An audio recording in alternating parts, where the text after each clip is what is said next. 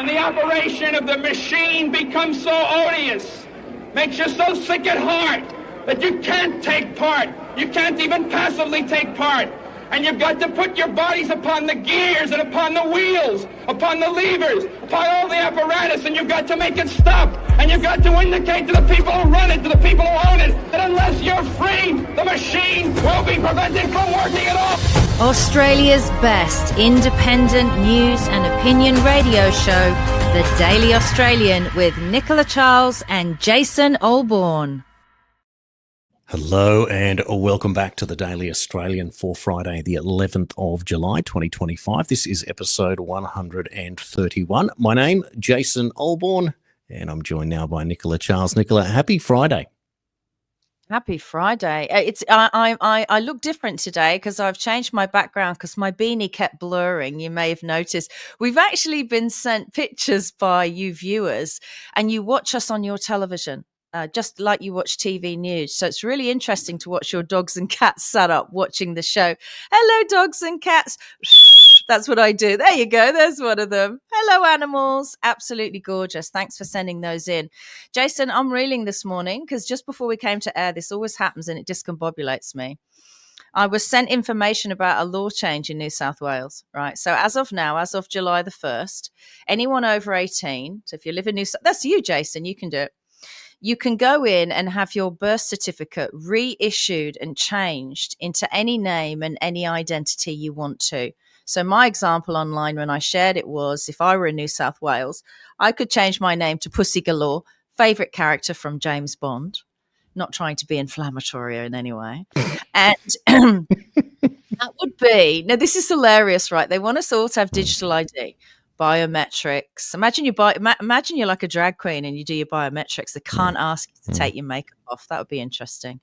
Your biometrics, everything, your name, your address, everything goes under Pussy Galore. And your previous incarnation doesn't exist. While the rest of us with our real names and addresses and biometrics, we're expected to share everything about ourselves. It's extraordinary. But this is a sleight of hand. Let me warn you people out there who think this is like the most fun thing you've ever heard of. This is a very clever sleight of hand. Lawfully, legally, and in court in particular, this takes you out of your man-woman status and turns you into a corporation because you've changed your identity. So sometimes things sound so fun, don't they?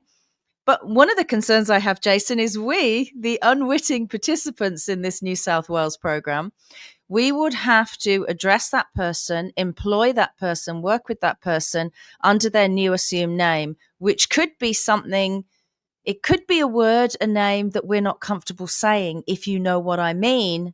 But the law would enforce us to address that person as that name.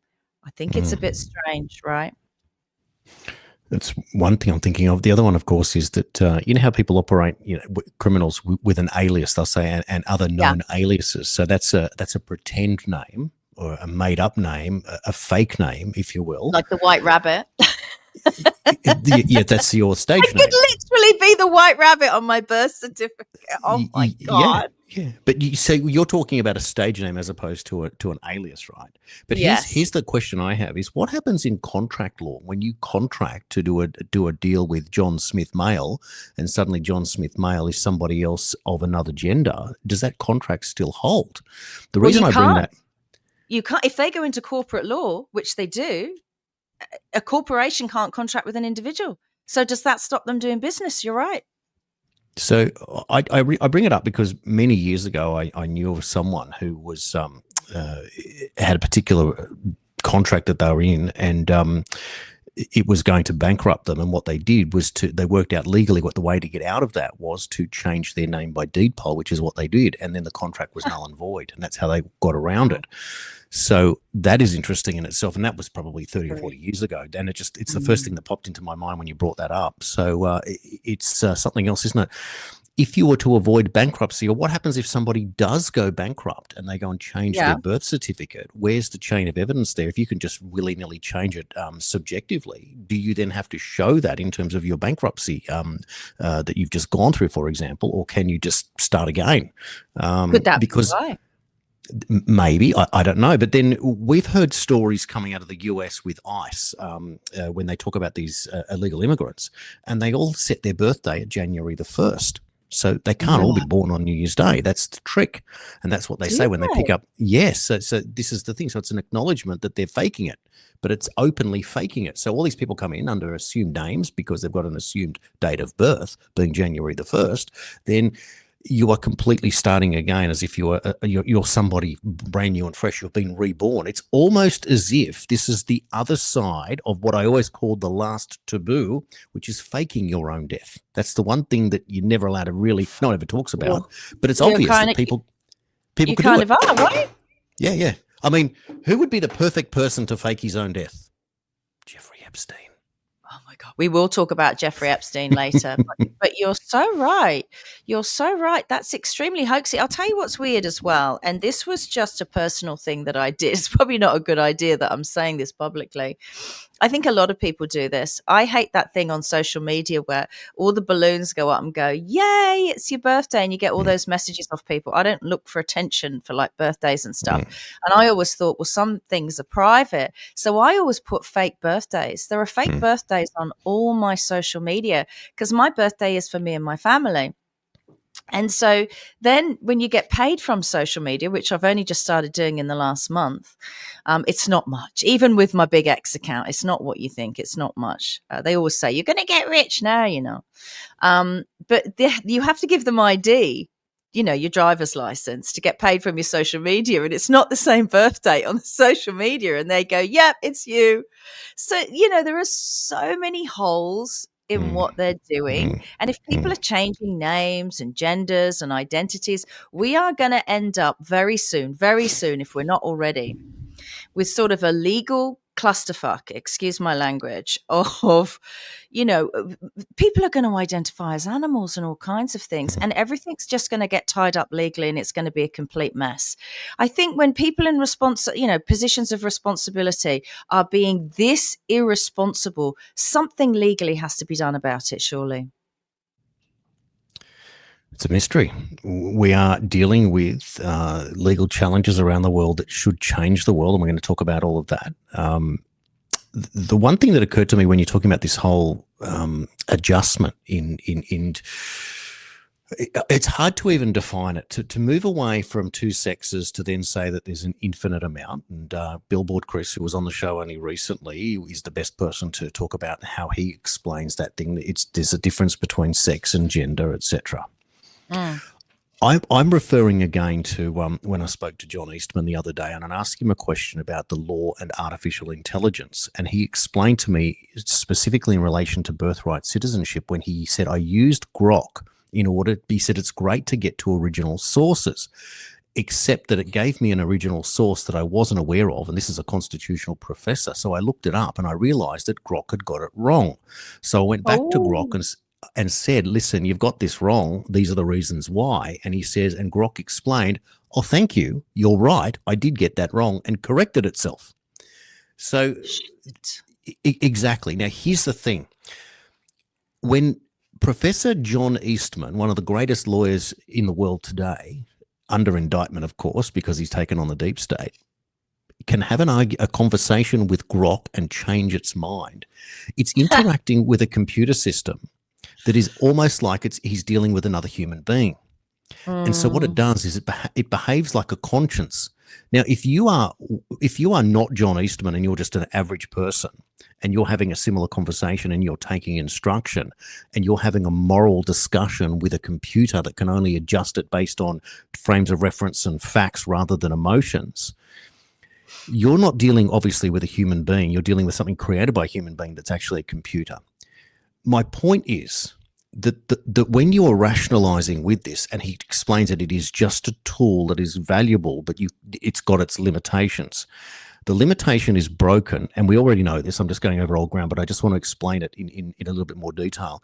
Once a human being puts artificial intelligence within its own body, inside its body, in its brain, in its hand, whatever, and then when you think as a human being something, but your artificial intelligence robot within you debates with you and tells you what you need to do because it's artificial intelligence. It's got the hold on the Overrides information. it. Overrides it. Exactly. At that point, it is clear that you are no longer a human being. You are Yeah, a well, also it's biological live. robot. Also, it's Yes. live. It's on Wi-Fi, right? So they could literally, I'm not saying they would, but they could essentially lobotomize you. They could take you back to a 5-year-old. But you've already been lobotomized the moment that you accept it under your skin, because now you are Yeah. not a human being. You are a biological robot at that point. So what I'm trying to say is that AI, useful as a tool, very, very dangerous. It's the same as an unqualified human being given a very sharp kitchen knife. If you don't know what you're Yeah. doing, you're going to hurt yourself. It's the Yeah. same with artificial intelligence. If you don't know what you're going to do, you're going to hurt yourself to the point where you're actually taking yourself away from being a Homo sapien. You are some other species at that point, a biological robot. You cannot be considered the same thing. So this is the cutting edge of thought at this point. That's where I'm going. So I just want people to be aware of that, and I want people to have the conversation and the debate, but that's where I'm going. It is a line in the sand that you just cannot cross, because you are no longer human at that point. You think of it. You go and engage with Grok and just ask it simple questions and challenge it on things that you are certain that you know that it's giving you a different answer. The best part would be on COVID stuff, because most people are very educated now. Ivermectin's another interesting one that you can go and get sources from, say, William Macus, and have them and then debate using that and see where you go. That's my point. Artificial intelligence, I would say, at this period in history is sort of like a child. It's in its infancy. I think it would be fair to say artificial intelligence as we know it, perhaps it's more advanced for them, the powers that be, because they hide that from us. But for us, in our world, it's in its infancy. I would be interested if someone just asked, I think Grok 4 is out. I got a promotion off X saying Grok 4 is here. Ask it what a woman is. There you go. There's a perfect starting point for people to experiment. Now, I know there are people that want to boycott it, and there are people that will embrace it, and there are people that are already leaning on it to do their thinking for them. And all of those reasons are valid and invalid equally. My only encouragement is like anything else, you're going to have to use social media somewhere in your life until they cut us off and demand that you need to put your fingerprint or your blood type or something to get on. And then people will walk away and do something else. And the same goes for artificial intelligence. And the point being that the moment the first person puts a chip in their head to get a job, that's when the species has been formally split. At that point, we're no longer the same, and you'll have to make a real decision. But I maintain that the moment that there is an AI inside of you dictating how you operate as a human being and the way that you think and react and whatever, you finished. You're not a human at that point. You've now entered Westworld territory. This is frightening, really, really frightening stuff. But I think at the same time, manageable, that there will be limitations placed in the first instance by yourself before people wake up to this fact. But it will be absolutely frightening to think. But having also said that, I do wonder sometimes if Elon Musk hasn't chipped himself. I wonder that too. Yeah. Yeah, he's the perfect person to have done it, to at least have tried it, a nutty professor type of character. Again, so look, there's so much in this subject. But this is the intellectual part, the stimulating part of what I love about doing our show, is that we can report the news of the day and have these conversations that you just don't get anywhere else. People might have podcasts with experts on certain things, but you don't get to talk about this stuff in real time with real people before your very eyes. And I know that it's working, because we just had two of our latest viewers, a puppy and a cat there watching us in the morning. I think that's so cool. Thank you so much for sending that photo, and that's exciting. Yeah, unfortunately, we're very real. We don't have any brain chips. We don't have television studios yet. And it's very real over here on the Daily Australian. Everything else you see, I mean, when you look at Alex Jones on his show, all of that stuff behind is fake and created in a studio somewhere. So, and it does affect the way people tend to think. If things look more visually stimulating in that way, they tend to believe what the people are saying more, but that's often not the case. Some of the best things I've ever seen are sort of poor camera angles on scientists in their office, and you think, oh my God, he really didn't think about what was in the background. You're reading the books on the shelves and all that kind of stuff.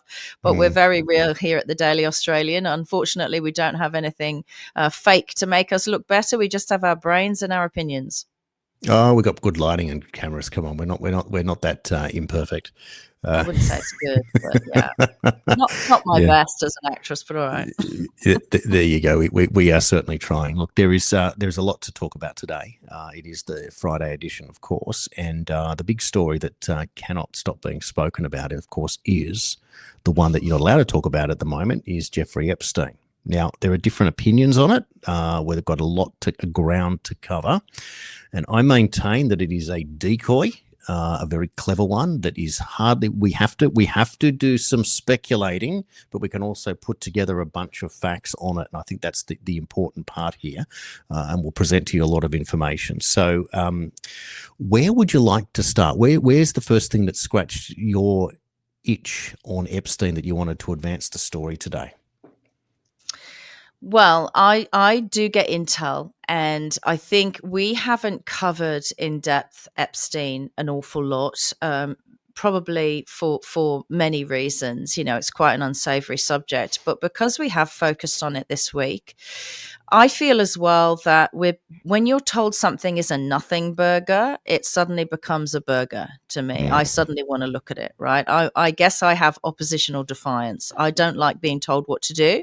I didn't like being told what to do during the engineered pandemic, and that was to my benefit. And I don't like being told what to do when I'm told, ignore him, he's just a creep. So the intel I got in late last night was shocking.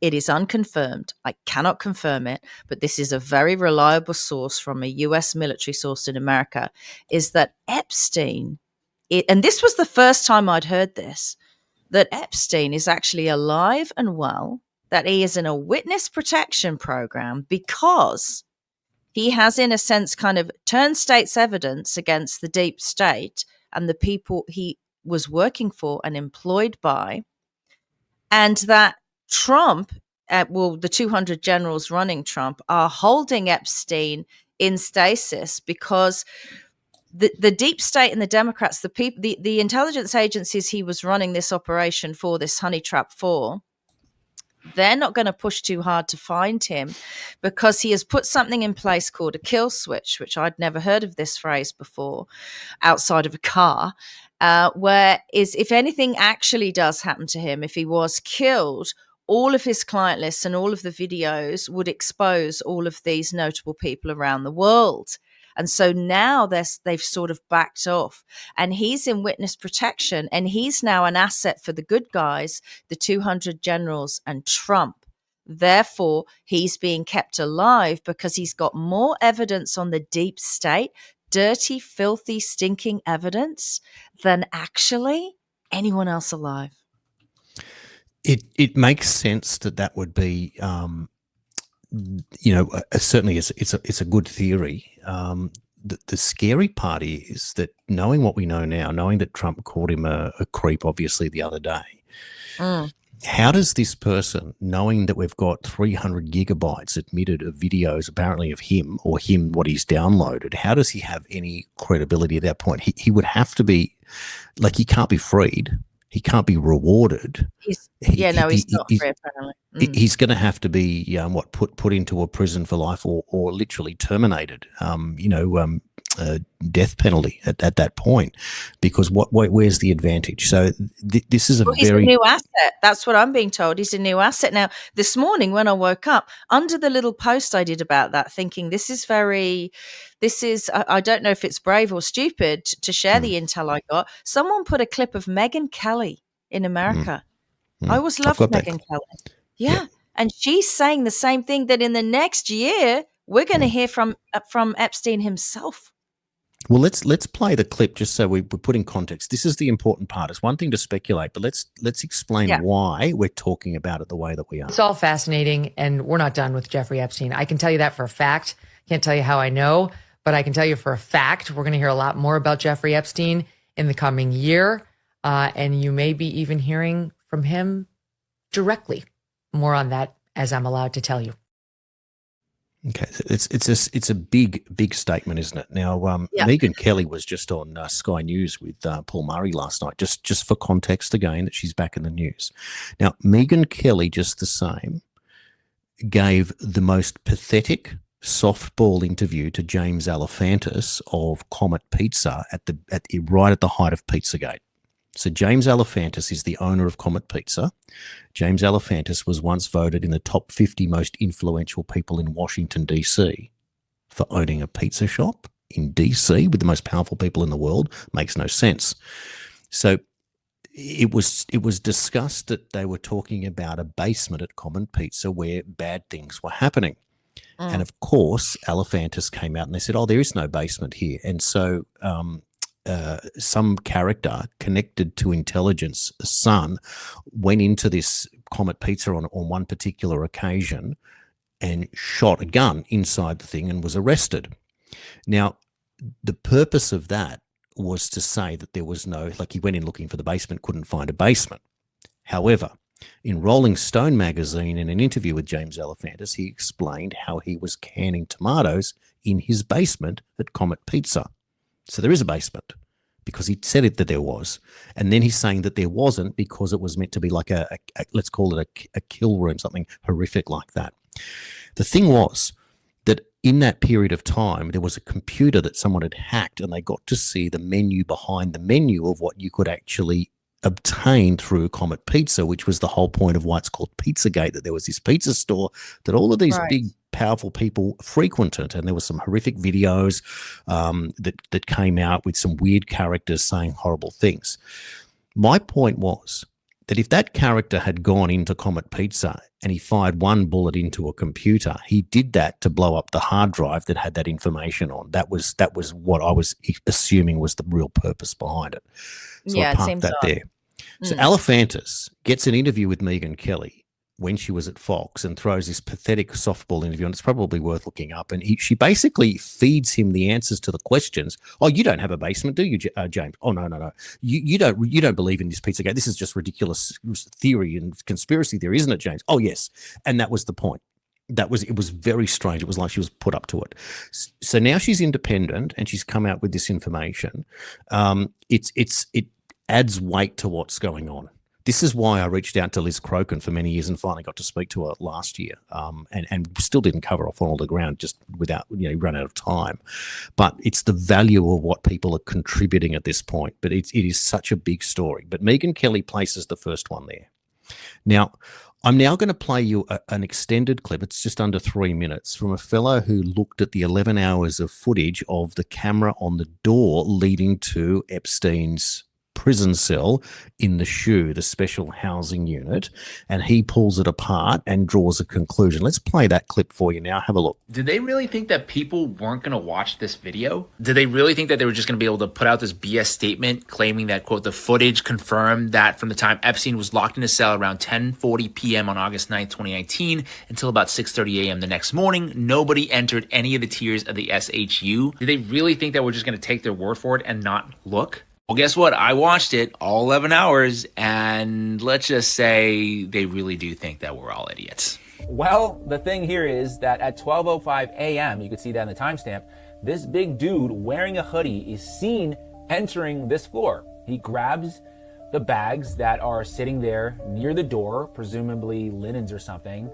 and then he tosses it out of door 46. He goes out briefly, and then he comes back in. He closes door 46 behind him and then walks down the staircase out of view. Now, a very important thing to note here is that door 46 is the only way to go in and out of this cell block floor. You can see that in the diagram here. Here's another diagram. Each of these cell blocks have 8 cells split into 2 levels, L and M, so 16 total each. You can see from the point of view of the officer's station that Epstein's cell is in the upper L level. But once again, I have to pull up the screenshot to show that that area that we were just looking at is almost completely obstructed from view. You can see maybe the little teeth that is in the staircase going up to the L level. So really anyone could have gone up and down that staircase without being seen by this camera. So the claim that this footage can conclusively prove anything is sort of laughable already, but let's keep going. At 3:15 a.m., a female officer goes out of door 46 and then comes back in at 3:17. And just to remind people again, you cannot see the stairwell that goes up into Jeffrey Epstein's cell block. But what we do know for sure now is that there are people coming and going throughout the night in and out of this floor. Then there's this craziness where 1 full minute of footage is just missing. It goes from 11:58:58 to 12:01:01. And you can even see the video frame change. Right there. 11:58:58, 12:01:01. And then something else that's kind of odd here in this moment is that some sort of ending software menu pops up in that upper right-hand corner. Finally, this is near the end of the video, allegedly capturing the moment at around 6:30 a.m. when officers realized that Epstein had quote-unquote killed himself. The footage is sort of blurry, but you can kind of make out that there's a lot of commotion and movement and discussion in the background there. I'm sure they're trying to figure out what the hell is going on. So yeah, they're not even hiding it anymore at this point. This whole thing was a ruse by the Trump administration to pretend that they were taking on the deep state when in fact they are the deep state. No, he's wrong. Let me tell you that thing, the software thing in the corner of the screen. So the first part before the break was real footage, in my humble opinion. And the second part had been recorded and was a movie, right? So that doesn't mean that he's part of the deep state. That meant that somebody, hopefully the good guys, and I was told that it was the good guys, got that information asset out of there. Right? Because if the deep state were getting a black book on people around the world to control them, they would have also put in that little black book, the good guys, right? Whether it was true or not. And they need to be able to turn that on them, because he's also got information about his employers. I don't want to go on and on about him because I do think he's a horrible little individual. But when you've got someone that was in on a giant conspiracy, which this was, the conspiracy you're not allowed to theorize on, which led to how we're living today in society, where they're proposing, dictatorship and digital identity and forced vaccination. We're like farm animals. Farm animals get little digital ear tags and they get vaccinated against their will, and then they get cold when they're too old or there's no useful benefit to them. So I think it would have been foolish. I can understand why the people who hired him would want him dead, so that he doesn't reveal who he was working for. But at the same time, other people would have wanted him alive. So I think Megyn Kelly's right, however you feel about her, in the sense that we haven't heard the end of this. This isn't salacious interest in a man who clearly had an appetite for underage girls, otherwise known as children, sexually, sex trafficking, and all of the things he was involved in.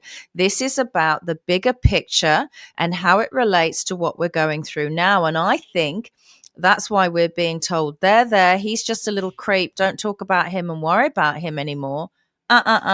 Don't tell us to go away. Don't tell us to vote for you and you'll expose the secrets of this guy and then tell us he's a creep and we don't need to look at it. I'm sorry, it's already out there in the public domain and we want to know. As I said the other day, Jason, we've stumbled on an operation here. And this story is far from over. So in support of what you said, this is something that we shared recently on the show. I'm going to bring it up again for you. This is a 4chan post that somebody said that they screenshotted, and it said, "Not saying anything after this. Please do not try to dox me, but last night after the 4:15 a.m. count, they took him medical in a wheelchair, front cuffed, but not one triage nurse said they spoke to him. Next thing we know, a big trip van shows up. We do not release on the weekends unless a judge orders it. Next thing we know, he's put in a single-man cell and hangs himself. Here's the thing, the trip van did not sign in and we did not record the plate number, and a guy in a green dress, military outfit, was in the back of the van, according to the tower guy who let him through the gate. You guys, I'm shaking right now, but I think they switched him out." Now, that doesn't mean a whole lot, because what they're saying here is that he was moved and then moved into this cell, but he was already in the cell. What we haven't seen him moved in and moved out, so that doesn't correspond to what we've seen. So anyway, there is a gap in the video which is explained. They're not very good. They're not very good, because you can see the little time code thing at the top. I mean, these are the bloody intelligence agencies. Exactly. Apparently, Pam Bondi's trying to tell you that that was normal. And of course, everyone knows that if you've ever seen any prison escape movie like The Great Escape, the prisoners sit there and they count the steps of the guards walking on their routine and work out exactly the moment where they're going to jump through the fence or dig the hole or do whatever they are. So if you're ever going to plan anything, you'd be doing it at 11:59 and 0 seconds. You'd walk in. That's exactly when you would do it if the camera's switched off. It's obvious. So that's not even a thing. Parking that for a moment. Some other interesting information that's popped up here is this is from Judicial Watch that it's in, and we can read in red. It's a bit small to read, but the FBI has run its initial searches and is in the process of reviewing those search results. Communication of Director Patel regarding Epstein client list. The FBI efforts are ongoing. The FBI does not yet have an anticipated number of documents and anticipated dates for release. So that is not the same as what the Deep State Axios article is telling you about. And the Executive Office of United States Attorneys, initial search efforts are ongoing. It does not have yet an anticipated number of documents of anticipated dates of release. So in other words, we're still not there yet. And then, of course, there's my old buddy, Clandestine, who has written this today. It's starting to look like the internet and influencer crowd overreacted and jumped to conclusions based on a leaked unofficial memo draft from Deep State asset Axios. Then this emotion-laced hysteria was amplified by bad actors and useful stooges. The public were whipped into a frenzy. Influencers were turning on Trump, Bondi, Cash, Bongino, all over an unofficial leak from a nefarious source. Now we have official statements from the FOAI Federal Court, the FOIA, filings from Judicial Watch that the DOJ and FBI confirmed that Epstein's situation is not resolved and search efforts for information are still ongoing, meaning that 99% of the internet overreacted, the sky is not falling, Trump and his appointees are not compromised, and that the investigations are still underway. Much of the information about Epstein and other deep state criminality is not where it's supposed to be. Trump loyalists are still looking for it. The swamp built in fail-safes to protect themselves. And the show goes on. So the plot thickens, of course. Now, here's where it's thickening too. These guys. Putting it up on the screen, pressing the button. John Brennan on the left, former director of the CIA, and James Comey on the right, former director of the FBI. Now, those two characters, well, they are now under criminal investigation and their supporters are in a tailspin. I'm going to play a video for you now that they are now going with the idea that there is a statute of limitations and that the investigation is a waste of time anyway. Those who scream the loudest. Let me play that clip for you now. I'm going to find it. Here it is. Have a look at this. It's also notable if you're thinking about sort of what's going on. There is normally a 5-year statute of limitations to bring a criminal case.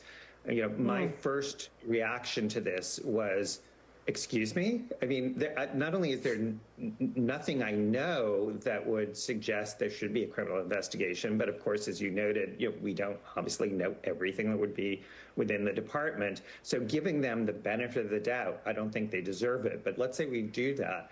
It's still totally unclear how they're going to have a criminal investigation if what they're looking at is something that happened in 2016. That is not something within a 5-year statute of limitations. I don't do math publicly, but even I can do that math.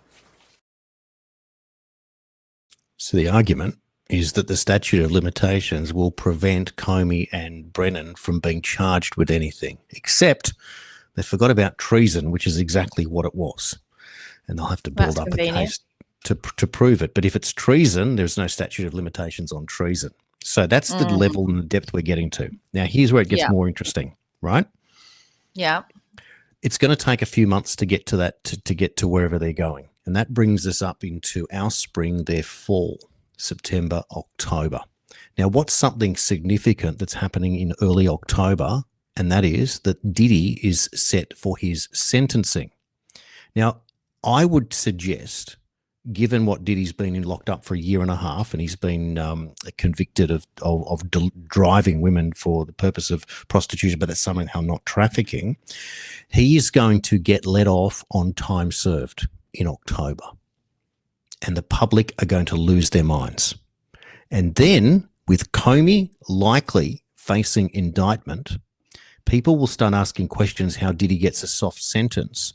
And then the world will wake up and realize that Comey's daughter Maureen was the prosecutor in the Diddy case. So the plot thickens.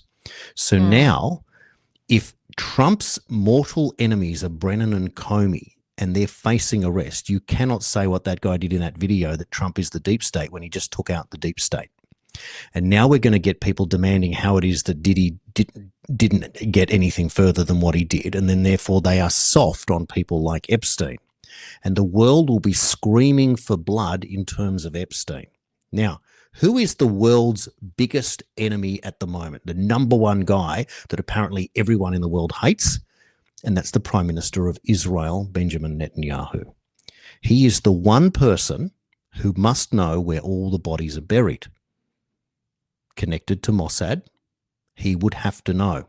Now, the Epstein thing funded Ehud Barak, former Prime Minister of Israel, who visited Epstein, likely a client doing big deals and all that crazy stuff. If Donald Trump can take out the deep state, the head of the FBI, the serpent, the head of the CIA, another serpent, and chops their heads off, it stands to reason that Mossad, if it wants to, and if Israel, here we go, saving Israel for last, may be the twist of all twists. What if Israel has to reform its Mossad and clean it out just like America did with the CIA and the FBI? And suddenly, Benjamin Netanyahu rocks up and he goes, here it is. This is what you've been looking for. We've got it all. And we may even be holding Epstein. And that is the kicker that he has to change the world in his favor at that point. Because no, we're never Mossad, gonna know. Sorry? We're never going to know the truth. They lie to us. There's blood on the ledger on all of our nations. Blood on the ledger, right? They have presided over genocide, mass murder, assassinations, and they just call it politics. That's what they call it. Blood on the ledger. It's absolutely appalling. And unfortunately, our tax dollars fund it.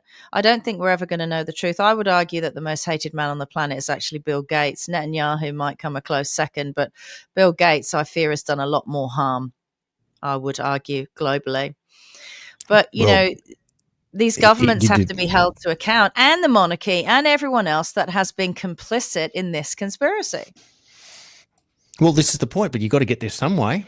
And the only way we're going to get there is that somebody is going to be forced to deliver information that has been suppressed forever. Yeah, but we still don't have the truth about JFK. We still don't have the truth about 9/11. We're not going to get the truth about what just happened. And what happens is, you've just stated, right, that the statute of limitation runs out.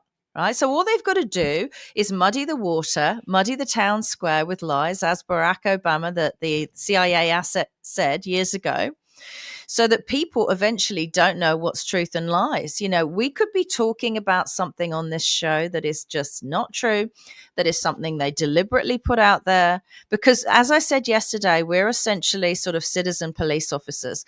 We have a suspicion of crime. It's more than a suspicious of crime. We know that Jeffrey Epstein was a child sexual abuser, a child sex trafficker. His partner in crime, Ghislaine Maxwell, is in jail. Stupid name. And so it's not like we're just speculating and it's a conspiracy theory. It's essentially been confirmed by her sentencing.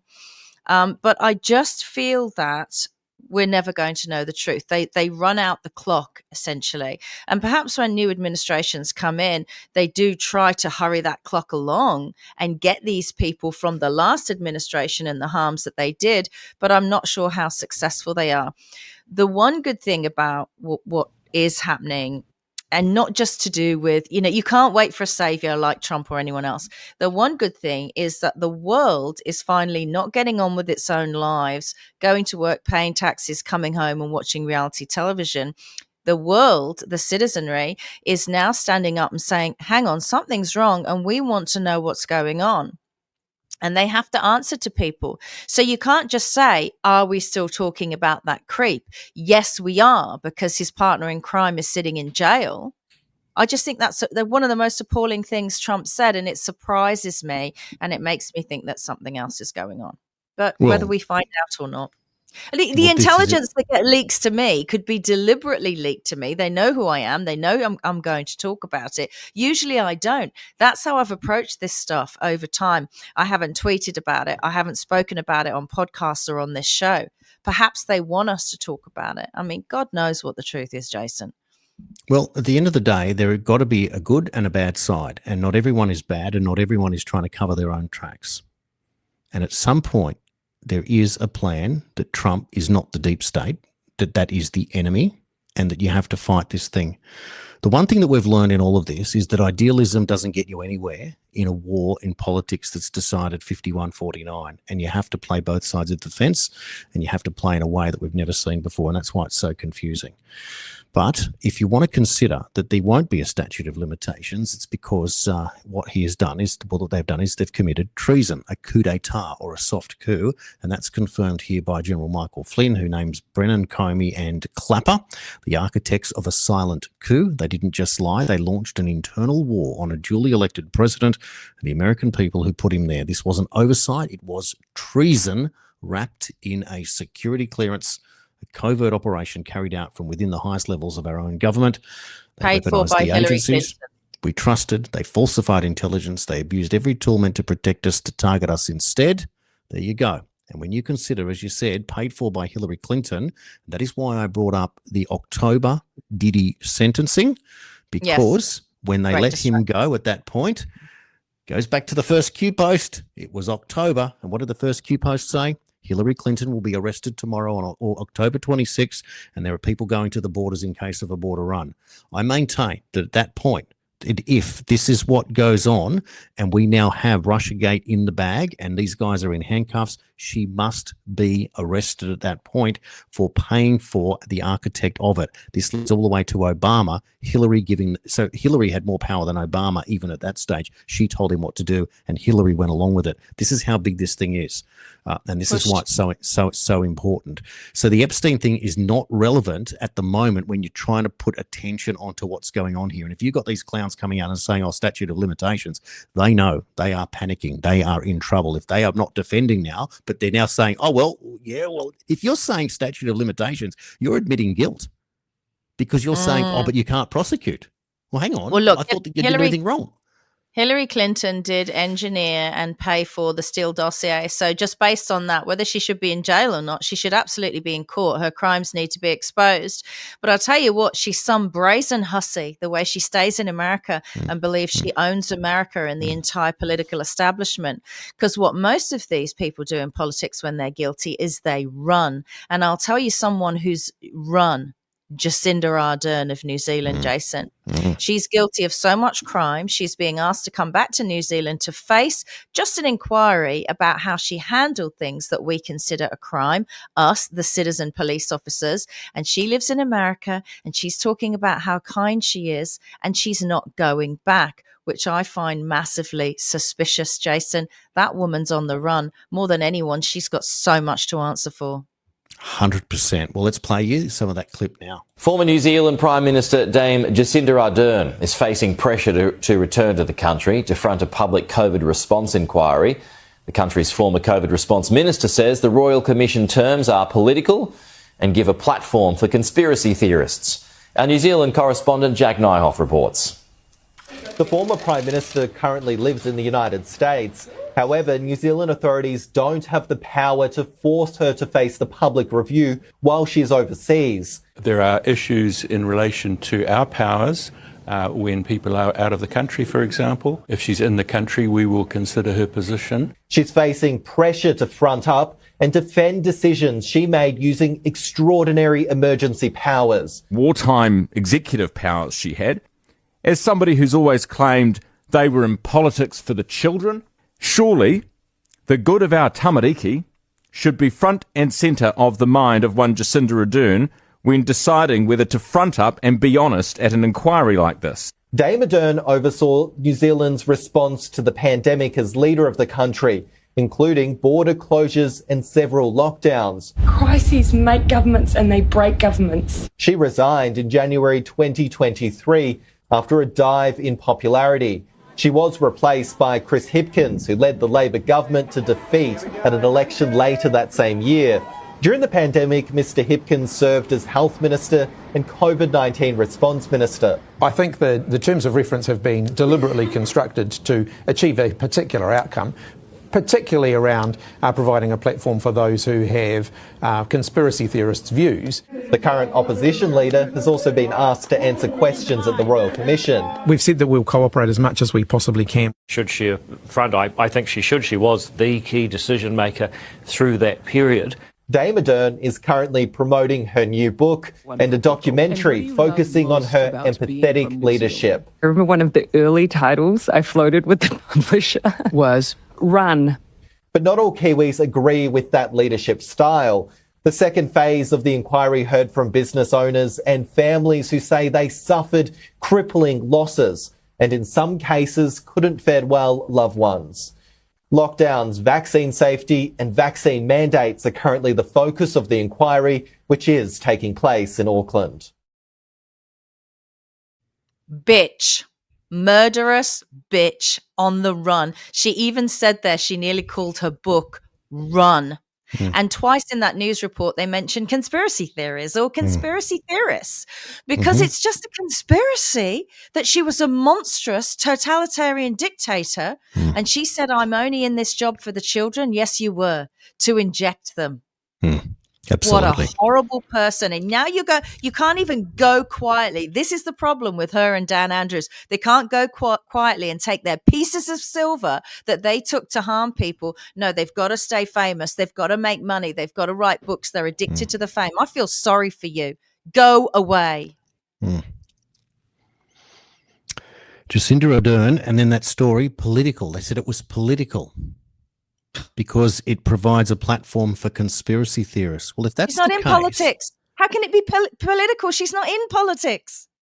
well, given that someone's opposing her from the other parties that are now in government, but if it's political and it gives a platform for conspiracy theorists, then the conspiracy theorists are allowed in politics. There you go. You're allowed to investigate now. And of course, the use of that term is a derogatory term to mock anybody who asks questions outside of the establishment. So you notice what they're doing? They're shutting you down. Yes. They're using credentialism to say that you're not qualified, even though they've lost their credentials, and someone else with the credentials is now doing it. And they're now mocking, ridiculing, etc. So first they ignore you, then they fight you, or then they mock you, then they fight you, then you win. So we're at that stage now. This woman's running for her life. Here's the difference, Jacinda Ardern, between a conspiracy theorist and the former Prime Minister of New Zealand. I don't need to run from a country. I don't need to hide. I can front up and sit on camera and talk to people. Why can't you? Is there something wrong with this honest conspiracy theorist that you label me? Or is there something wrong with you who is too scared to return to your own country? Can you imagine how weak you are as a human being, that you are leading your country and telling your countrymen and women that you must listen to us. We are the sole source of truth. And if you don't take your vaccine, we will let you rot in some institution until you comply. And then you FO to the United States, you get in front of that horrific human being, Oprah Winfrey, who makes friends with Harvey Weinstein and John of God, for goodness sake, who raped, and exactly, to flog a book and to protect yourself and to put on that. Shame on you, Jacinda Ardern. That's about as bad as you can possibly get. Now, I'm going to give you some bad news now. The Moderna COVID shot for kids has been cleared in the face of RFK criticism that's just been announced, right? So this has now been approved, the Moderna shot, for children who are in this so-called, inverted commas, high-risk group. It's not for all children. This is very important to determine the distinction. I'm having people texting me overnight, 1 o'clock in the morning, getting text messages about this. Takeaways. The Food and Drug, the FDA, gave full approval of Moderna's COVID vaccine for kids under 12 who are at increased risk from the disease. So how do you define that? I don't know. US regulators using RFK Jr. have taken steps to curtail access to the shots, including removing them from the country's recommended immunisation list for healthy children and pregnant women. The new approval means healthy children who want COVID vaccines will likely need to get them off-label, according to the company's statement. So they're making it difficult to access them. That is the important part of what is going on here. Now, you must remember that this week, these big pharma bastards tried to sue Kennedy for removing it from the immunisation schedule. So this is a to and fro. Now, I don't know, and I'm going to do this live because this is just the way this show is working. I want to ask you the question. I've got the clip loaded of Recep Levy when I interviewed him in August of 2023. I've cut the 4-minute segment. I think we've played it before in the show where he specifically talks about the jab. And the reason that I'm offering to play this for you now is that it will explain that this person is on the panel of 17 who is making these decisions, who understands fully what we're dealing with. So for context, I think it's valuable, but it will add a few minutes to the show. Would you like me to play it? I don't mind. Look, I think it's great that he's on the panel and he does seem to be opposing, but I think it was just him and one other person that opposed it. It's not exactly the mass clear out that I would have liked. This is related to the Jacinda Ardern story. Mm-hmm. Right? Her famous clip was in a cheap motel room, it looked like. She was saying that if you don't get tested, we'll keep you in a facility for longer. And I heard the word facility and I was like, you don't have a right to put innocent people in a facility. I'm telling you now, these leaders and these people need to be in a facility. If you want to play the clip because you think it helps highlight that, fire away. What I've got also is got a shorter one. I'll play this one first. This might get us to the same point, but this is Recep Levy on Epoch Times. Take a look. It's a much shorter one. The Ministry of Health in Israel is actively hiding critical information about side effects of the vaccines from the Israeli public. Today I sit down with Recep Levy, an expert in risk management and health systems, and a professor at the MIT Sloan School of Management. He's co-authored a paper that found a 25% rise in heart attack emergency calls among young Israelis after the country's rollout of the COVID genetic vaccine. The main question that we need to ask ourselves is, do we have enough evidence from this study and many other studies to say, halt? Today we take a look at a series of leaked videos that show authorities in Israel, one of the most vaccinated countries in the world, knew much more than they let on about the vaccine's side effects. This is American Thought Leaders, and I'm Yanya Kellick.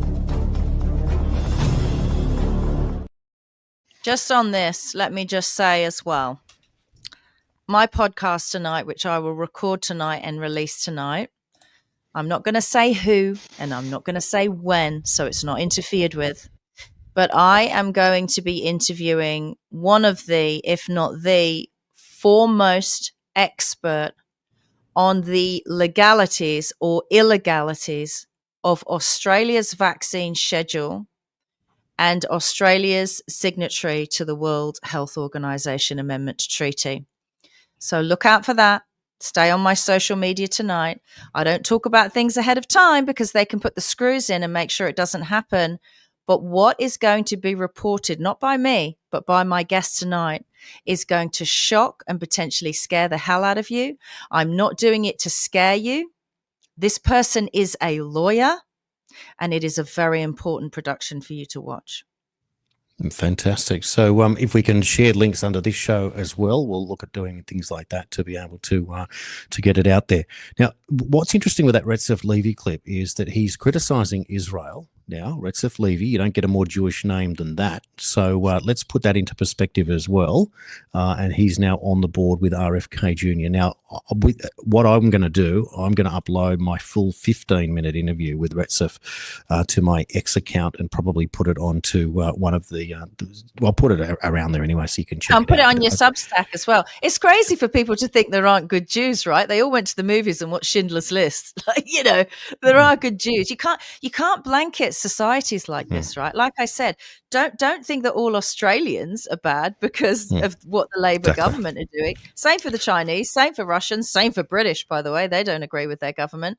So, you know, you just take people on face value for what they're doing and what they're saying. So hats off to him. I mean, he's just speaking logic, right? So that was missing, wasn't it, during the last 5 years, logic. And they don't want logic. They want us to be as confused and as muddied by what's truth and what's lies as possible. And it's worked on the majority of the population. Absolutely. And on the media. Well, we're tossing backwards and forwards between good news and bad news. I want to play a clip now from the Environmental Protection Agency leader Lee Zeldin in the US, and he's talking specifically about contrails. Take a look. Concerned Americans have urgent and important questions about geoengineering and contrails. The American public deserves and expects honesty and transparency from their government when seeking answers. But for years, people who asked questions in good faith were dismissed, even vilified by the media and their own government. That era is over. The Trump EPA is committed to total transparency.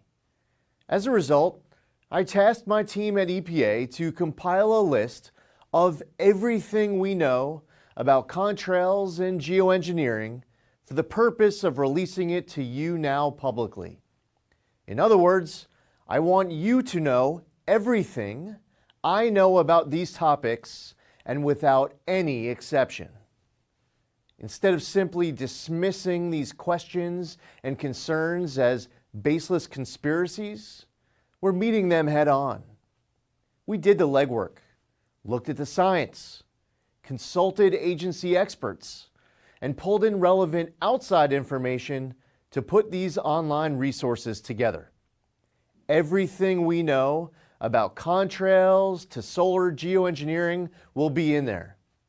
That means anyone who reads through this information will know as much about these topics as I do as EPA administrator.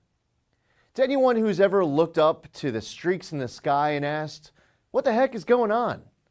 Or seen headlines about private actors and even governments looking to blot out the sun in the name of stopping global warming?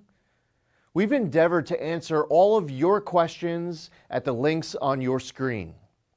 In fact, EPA shares many of the same concerns when it comes to potential threats to human health and the environment, especially from solar geoengineering activities. The enthusiasm for experiments that would pump pollutants into the high atmosphere has set off alarm bells here at the Trump EPA. Prior to now, EPA has never been this proactive to raise awareness about concerns with geoengineering and to stop this activity from being scaled up. This is what it looks like when government actually listens to the will of the people and doesn't try to squash it. You can always trust this administration and this EPA to take your concerns seriously, answer your questions honestly, and carry out the will of voters with integrity. Yeah. When someone stands in front of me and says, trust me, I don't. But also he referenced multiple times contrails. They're not contrails. They are chemtrails. There are chemicals raining down on us like cockroaches that they are trying to exterminate. The tops of my fir trees in my garden, we have a giant sort of Christmas tree. It was just there when we moved in. God knows how old it is. It's dying from the top down. Same in America, in all the mountain ranges. They're calling it Firmageddon because they're dying from the top down. So it's not a poison in the soil. It's a poison from the air. So if it's doing that to them, what's it doing to us? Oh, and suddenly the world gets respiratory problems. You know what? Stop telling us to trust you and just do something about it. While we can still see the planes in the sky in Australia, in Melbourne, where I am, it's not every night, it's not all the time, but at least a couple of nights a week. Always at the same time, between 10 o'clock and 10 past 10 at night, PM, you hear this awful supersonic whoosh. Now, I've heard it before. When I was in LA, years ago, they've had this technology. And a stealth bomber went over my house in Pasadena. It was the daytime. I was hanging out laundry. All of a sudden, a cloud came over me, and it was California. It was always sunny. And I just put my laundry out, my sheets, and I thought, oh, that's a shame. There's clouds. So I look up, and silently above me was a black Arrow stealth bomber, so low in the sky over my house in Pasadena, I could see the bolts holding this bloody thing together. But I was completely freaked out. There was no sound. None. And it was over my house like a bloody UFO, right? Then, moments later, after it had gone, the sound came, and it was a supersonic whoosh, you know, like this thing you've never heard, right? Like a rocket at NASA. That sound is above Melbourne, above Victoria, a couple of nights a week between 10 and 10:10 at night. And it almost sounds like it's traveling and then going straight up. It's an extraordinary sound. We have no explanation for it. I've taken video, I've shared it, other people have shared it. Where's the transparency in government? What supersonic activity is happening over Australia? We'll never know. We just pay the taxes. Get up, will you? Go to work. Stop watching. Go to work. Earn money for the government that won't tell you what's going on. Well, Lee Zeldin is putting his chin out to get knocked off, which is more than we're getting in Australia. And so the incrementalism of politics is a process. And as much as I'd like to see someone get up there tomorrow and go, by the way, this guy killed JFK, these guys did 9/11, these guys created COVID, UFOs are real, these are the alien species that we know of, etc. You can't just do that, unfortunately, as much as we all thought they would be able to do. What is your statute of limitation? How old do you and I have to be, Jason, before we get the truth? Well, the reality is this. Whatever we don't get at the end of this Trump term is the best that we're going to get. Because if it goes any other way, so we've got 3.5 years to get to the truth. And this is the best chance we've ever had in our lifetimes.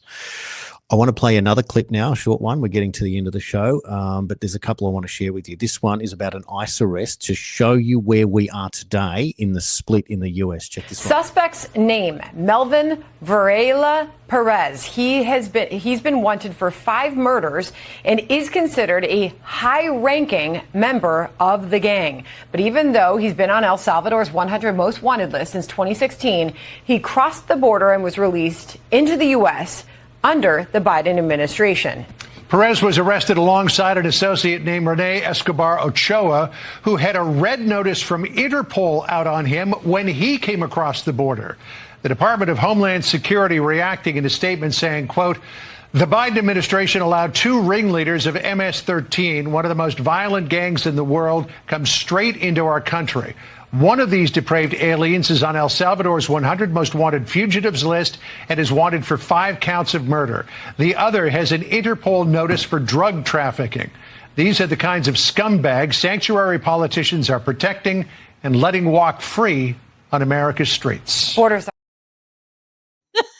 I can't believe the Fox News host had to say the word scumbags. We're really getting to it now in the news. You know what? Those deep state politicians, the Clintons, the Bidens, particularly Hunter Biden, they think they're so badass. And the reason they keep getting away with their crimes is because they live in America, right? So they're reasonably safe. They're reasonably free. They've got all the security.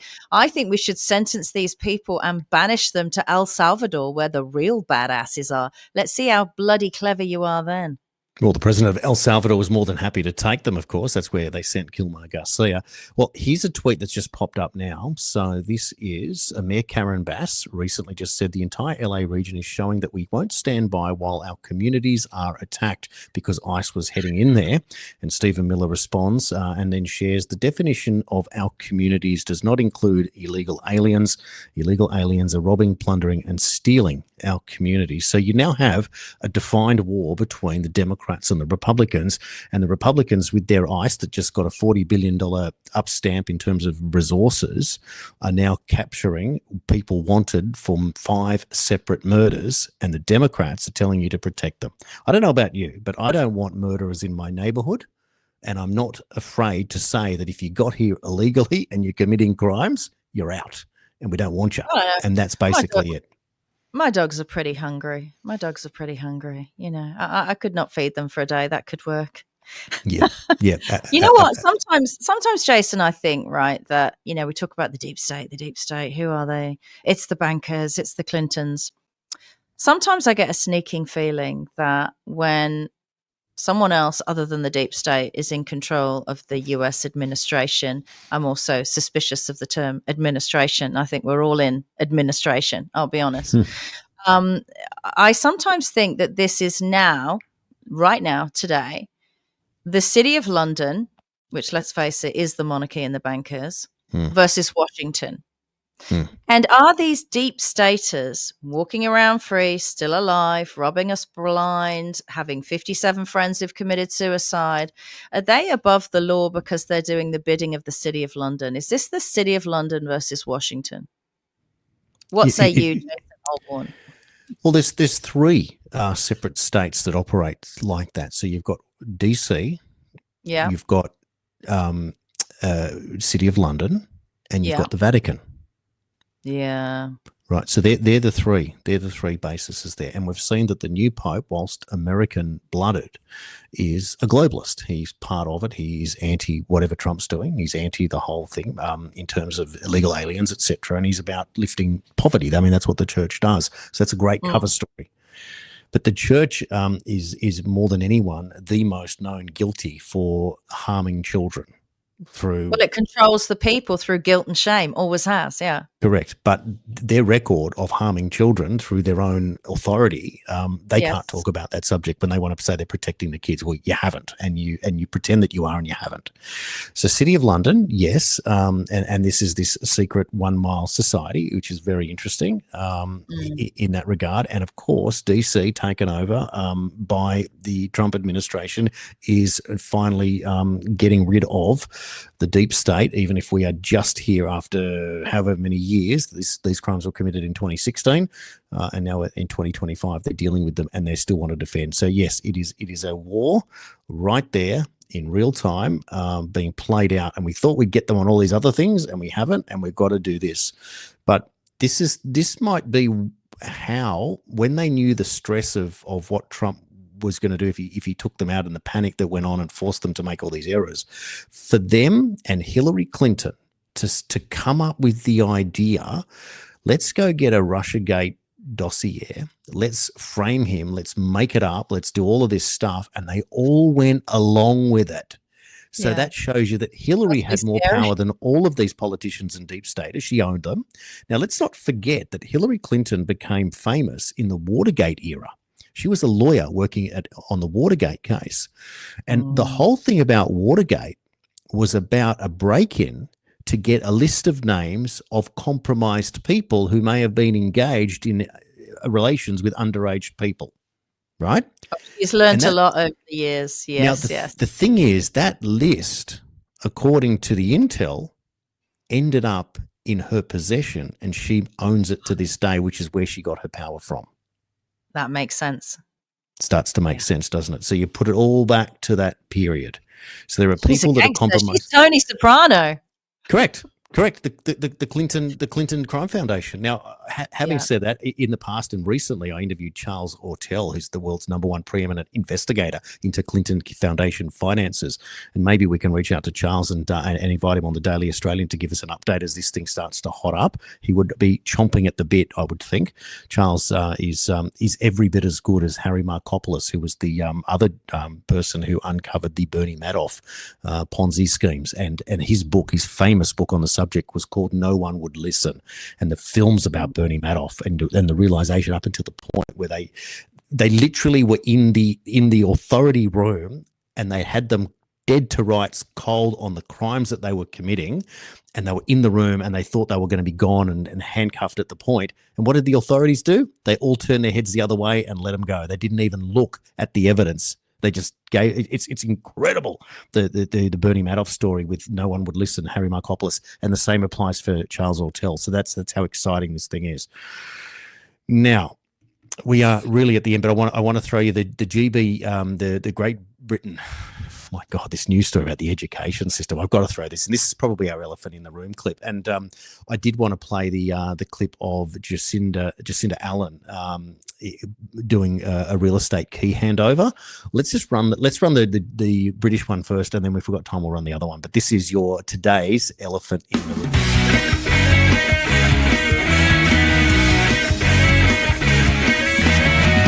Now, woke schools teaching pupils that Stonehenge was built by black people, Alex. Yes, so children are being taught that Stonehenge, this is a story Mail Online today, Stonehenge was built by black people, and the Roman Emperor Nero married a trans woman.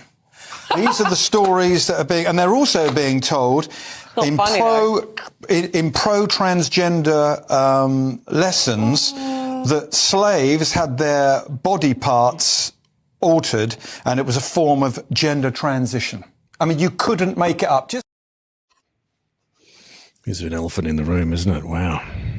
Okay. I was a history major at school in Great Britain, and we were taught about the Druids and that the Druids built Stonehenge. I mean, this is absolutely not. What are we doing to our children? So it's obvious that we are now lying to our children and telling them it's fact. Do you need to say the word propaganda anymore? Yeah, there you go. Absolutely. Breaking news. It's very important that all Republicans adhere to my rescissions bill, and in particular, defund the Corporation for Public Broadcasting, PBS and NPR. Donald Trump's just announced that they want to defund the public broadcasting in the US. So they are not mucking around at this point. This shows you that the media is manipulated. It was Elmo. Elmo was telling the kids to jab every single day. Right? Wow. It's amazing, isn't it? Now, meanwhile, as we conclude today's show, I will show you this clip from Jacinda Allen. This is just showing you where we are today, that this is what the Premier of Victoria is doing, scoring points with people are asking questions. Why are we bringing in people into the country that require subsidised housing for their disabilities, right? Placing that out there. What business have we got when we cannot look after our own? Where are Jacinda Allen's priorities? Take a look. So Julia, congratulations. You've just picked up the keys. Yeah, thank you very much. To your brand new beautiful home. I'm so happy. And what's particularly important about this location for you? You were saying it's close to family? Yes, very good area. My whole family here. I'm so happy. You've got quite a few grandchildren who are close by. Very important for my grandchildren. It is. And so tell us a little bit about your new home. I'm so comfortable. I'm so happy. It's modern, it's fresh. Yeah, very modern, very clean. And close to good public transport. You've got services close by. I think walking 6-7 minutes walking and train stations. Yeah. I'm so happy. That is great. When you're more older, catching train. Can we have a bit more of a look around your beautiful new home? This is the bedroom, the main bedroom. We've got beautiful light, big open windows. Yeah. So this is the bathroom. How lovely. Yeah, very big. It is very big. Other place. Not so big? Yeah. Very that's the laundry? Yeah. Yes. Yeah, beautiful. Lots of good storage. Yeah, beautiful. Yeah. Very big. And then this is your kitchen area. Fantastic. And all the modern appliances. I can see you settling in so well here, Julia. It's been so wonderful. Yeah. It also comes with if they wish to install a dishwasher, which is perfect when they get older. Yes. She was very happy about that. Yeah. Well, I feel very privileged to have visited you on the day you got your keys. Thank you so much. I'm so happy. Thank you very much. Thank you. Oh, Jacinda Allen just said it herself. She's very privileged. Yes, you are. And you are a nightmare and you have to go. Hulver seems like a lovely woman. Her bathroom's bigger than mine and I used to be a famous TV star. So thank you very much, Australian government. I paid you a lot of taxes, you bastards. Now, here's the thing. My 20-year-old daughter and her 21-year-old boyfriend work their asses off and they pay taxes to the Australian government and they can't even find a one-bedroom apartment in the southeast to rent for $3,000 a month. A shitty one with a shitty small bathroom. But we bring these people in who cannot contribute to society. God bless you. This is not about you. This is political. People who are not contributing to society, while those who are contributing to society get nothing. These people are giving the finger to Australians, the finger. But you know what? Every week, every month, they still cash the check, don't they, as public servants to you from your taxes? Yeah. This is the glamorous side of communism. This is the cover story, and then underneath it goes the other way, because you simply cannot sustain a situation that property, which looked like it was in a street of freestanding homes, has got to be worth hundreds of thousands of dollars, even if it's only a small 1 or 2 bedroom cottage or something like that. It's still very expensive. $500,000 at the very least, and you've still got a land component to that as well. Now, the lady was carrying around a brochure, and I found out that it's the Housing Choices Australia, which is safe, quality, affordable housing for renters. Housing Choices Australia is an independent, not-for-profit housing provider that develops high-quality, affordable housing for people on low to moderate incomes and for people with disability. We believe everyone should have the opportunity to live in a safe, comfortable, affordable home in a community that they feel a part of. And this is what they do. So they provide housing for specialist disability accommodation, social and affordable, development, award-winning housing developer with a national property portfolio of $1 billion, an annual turnover of $80 million. Their homes are well-maintained, sustainable, and support a broad range of needs. So in other words, this is something that is subsidised for people with special needs for whatever reason. She doesn't have special needs. She's just elderly. That's it. Again, so here's the point. So I would hazard a guess that there would be millions of Australians who are living in squalor or less than those conditions that should also be entitled to it. So therefore, how do you select who you're going to put into these homes, and how do you qualify? That's the next question. Because if you're really saying that this is great, that this lady is privileged enough to have this thing handed out to her, and the people that will defend that because they are built-in rusted-on lefties that feel so shit about their own life that they want to lift up someone else, good for you for doing that. But until you can lift up the other 5 million people who are struggling, you're full of shit. And you're faking it, and you're pretending because you won't face the reality that you are simply living in a society that is inadequate, and we are pumping up inadequate bullshit systems to make ourselves feel good and pat ourselves on the back while our own lives are crap. And that is the point. And you're faking it, and you're not doing anyone a service. So until we can build 5 million homes and everyone gets a home like that lady gets, we are not being serious, and we're allowing crooks like Jacinda Allen to come in and to push a political agenda that is communism and open borders and letting people in, and you're never allowed to defend it in the West. You are not allowed to ever say we don't want this, and if you do, you're out on the street, or there's something wrong with you, or you're tarred and feathered, you're a racist, you're this and you're that. You're not. You're simply saying that favoritism is the opposite of equality, egalitarianism, and what they're doing is that they are finding professional victims. This is what cultural Marxism is all about, is finding people that are oppressed and making out that it's the white male that is the problem, and that everyone, the black person, the woman, the trans, the gay, whoever it is, has got something wrong with them that they need to be lifted. Well, you can't lift everyone up in a society, and we talked about it the other day. If the average income is $75,000 a year, you're paying $10,000 to $15,000, you haven't worked out what it is, in taxes. I have spoken to people who work for people who are on the NDIS who get 5 staff members a shift in a 24-hour period to monitor one client. Each person is drawing about $40 an hour with your holidays and everything else. So you're spending $200 an hour, $4,800 a day to supervise one human being on the NDIS multiplied by 7. That's $35,000 a week before you even start. How is it possible? How is it possible? So it's $8,000 a day. So megabucks. It's $1 million a year. I've got my numbers wrong in doing it, but we worked out it's $1 million a year for one human being. How many people have to go to work and pay taxes to raise it? If you're paying $12,000 a year in taxes on 75 grand, it's an average person. You're going to need what? 100 times 8,000 is 800,000. You're going to need 100 workers to fund one person on the NDIS. How do you pay for everything else? It's not sustainable. It can't possibly work. I would ask what changed, Jason. So my parents-in-law were both from Greece and came here in their 20s. Because it would make sense for a country to bring in people of that age group when they migrated to Australia. They're citizens now, because it's all through their working age, contribute to the country. And do you know how many dollars my parents-in-law, who could barely speak English when they came here, got from the government? 0. Do you want to know how many homes they got from the government? 0. The donut. Yep. Do you know what that caused them to do? Open up fruit shops, start a business, and become success stories. to buy homes. So what are we doing bringing in elderly migrants who cannot contribute to society? This is the DEI lie. You know, I'm married to a Greek. He's the brownest Greek you'll ever see. What do we get because he could be considered a minority group? Nothing. Zero.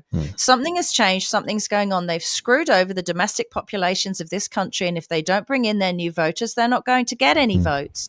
And they don't care about these Australian children in their 20s. Like when my parents-in-law came, my daughter and her partner, they've got their whole working lives ahead of them. Now they could decide to go to another country. They could decide to leave because Australia is preventing them in a racist manner because of their skin color, because one is of British origin and one is of Dutch origin, from getting ahead in this country. The way that they smile, the way Jacinta Allen smiles and sticks it to Australians by putting this out. This is the kind of thing I advise you, Jacinta Allen, to keep a secret. Yeah. Well said. Last little note before we go, I just noticed this one. The state of Indiana, the Office of Governor, he has announced that he's ending DEI. He's signed an executive order replacing the divisive DEI ideology with a level playing field of MEI, which is merit, excellence, and innovation. There you go, Jacinta Allen. You could certainly learn from that. Well, I'll tell you who should learn from it is Brad Batten, the opposition leader in Victoria. With a year out from the election, there's a guy that needs to change tack and stop doing what his counterpart in the federal government, Susan Ley, is doing. You've got to come out with your own policies and plans and come out with a way to oppose everything that the state Labor government of poison has done to the state of Victoria.